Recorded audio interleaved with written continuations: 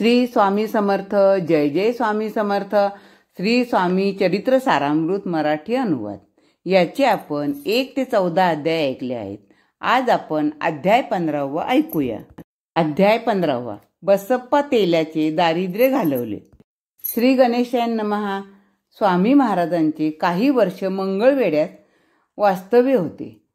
तेव्हाची गोष्ट आहे ही. त्यावेळी मंगळवेढ्यात बसप्पा नावाचा एक तेली राहत असे. तो दारिद्र्याने अतिशय गांजला होता. काबाड कष्ट करूनही त्याला पुरेशी द्रव्य प्राप्ती होत नसे. एके दिवशी तो सहजगत्या फिरत अरण्यात गेला असता एके ठिकाणी त्याला श्री स्वामी महाराज कटकशय्येवर निवांत झोपलेले दिसले. ते पाहून तो आश्चर्यचकित झाला. हे कोणी श्रेष्ठ योगी ईश्वरी अवतार आहेत असे वाटून बसप्पाने त्यांना वंदन करून या दासावर कृपा करा अशी विनंती केली. त्यावेळी त्याची भावभक्ती पाहून श्रींनी त्याच्या मस्तकावर आपला वरदहस्त ठेवला. त्यानंतर बसप्पा स्वामी समवेत राहून त्यांची सेवा करू लागला. ते जेथे जातील तेथे जाऊ लागला.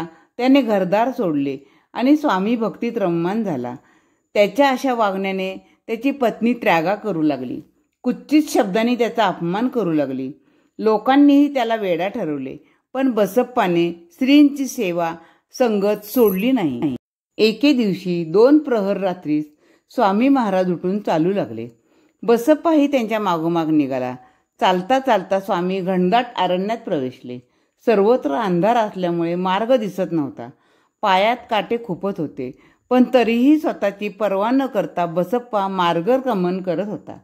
तेवढ्यात स्वामींनी एक लीला केली. अकस्मात त्या ठिकाणी असंख्य सर्प प्रकट झाले आणि सर्वत्र अग्नीसारखे तेज पसरले. त्या सर्पाच्या स्पर्शाने बसप्पा भानावर आला आणि त्या सर्पसमूहाला पाहून घाबरला.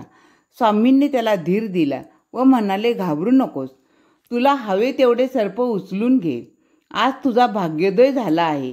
तेव्हा बसप्पाने अंगावरचे वस्त्र एका सर्पावर टाकून त्याला नीट गुंडाळून घेतले. त्यानंतर सर्पासहित सर्व तेजही अदृश्य झाले. मग दोघे गावात आले.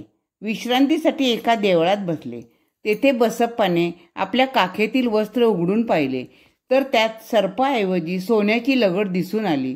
ते पाहून चकित झालेल्या बसप्पाने श्री स्वामींना कृतज्ञतेने वंदन केले. श्रींनी त्याला सुखाने संसार कर असा आशीर्वाद देऊन घरी पाठवले. तो वृत्तांत समजतात बसप्पाची पत्नीही सुखावली. अशा प्रकारे श्रींच्या कृपेने बसप्पा सुखी झाला.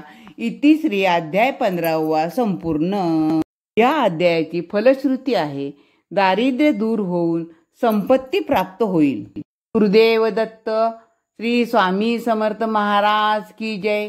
अनंत कोटी ब्रह्मांड नायक राजाधिराज योगीराज अक्कलकोट निवासी श्री स्वामी समर्थ महाराज की जय. श्री स्वामी समर्थ.